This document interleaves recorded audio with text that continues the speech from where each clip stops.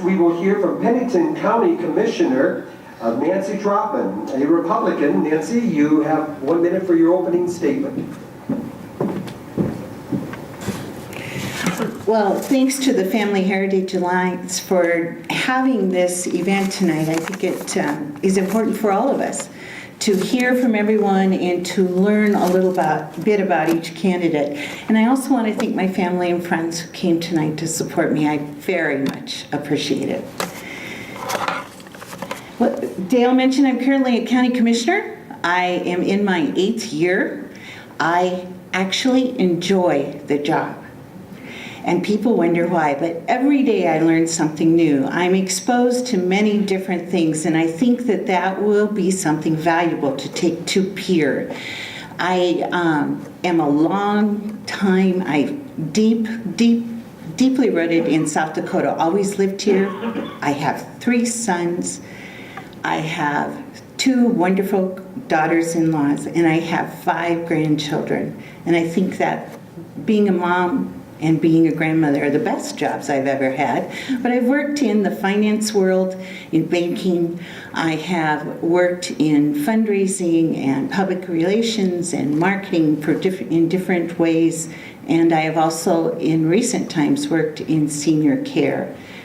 I enjoy South Dakota, and I would look forward to serving District 35 as well as the rest of South Dakota. Thank you, Nancy. Nancy, your first question. Well, what is the basis of your moral compass, and how will that influence what you decide is best for your constituents and the citizens of South Dakota? At my 8th grade confirmation, our pastor gave each one of the confirmants a verse, and mine was Psalm 37:3, trust in the Lord and do good. And to me, that has been a way to live my life. I feel that I need to always trust the Lord to guide me, and I need to trust Him that He will be there, and I need to trust Him that if I make a wrong decision, He'll guide me back to the right way, and He will forgive me for that wrong decision. I believe that if I am really, truly honoring that trust and living my life to show that I trust Him, that I need to do good things. I need to have a life that is exemplary in His eyes. Thank you, Nancy. Nancy, your question tonight, your second question. During the 2014 legislative session, HB 1255 was defeated in committee. This bill would have regulated payday loan centers here in South Dakota. These short-term, small-dollar consumer loans can charge up to and beyond 300% interest. Many feel they prey on the most vulnerable in our society. Would you support the concept of such a bill if it once again makes the floor of the House, and why? When I read HB 1255 and did a little research on it, I recognized that it was very similar to federal regulations that I had worked with when I was in banking. And I did have some questions arise right away. First of all, I was concerned about the cost of putting these regulations into effect. I was concerned about where it would be administered within the state government as it is now structured.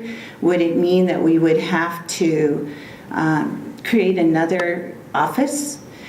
I was concerned that it was another form of government regulation, and I am conservative. I want to minimize government regulation. I want to make sure that we don't spend money on something that we can't afford to. So I look at things through that prism, and that is my conservative side. However, I do have a very compassionate side.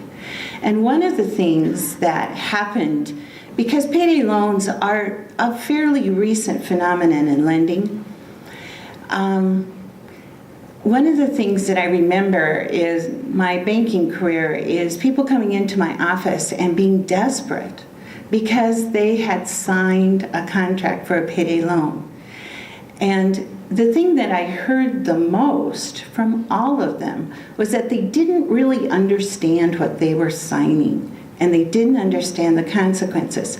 And for me, one of the important things that needs to be considered if we're going to take this issue on, and I do believe it needs to be taken on, is that we need to look at how we can educate. There has to be an education component for the folks who are most vulnerable, young people, families in distress and in poverty, and this is an easy way to get money. So I do believe we need to address it, but I would carefully consider how it is written and what it says. Thank you, Nancy. Please join me in thanking Nancy Trautman.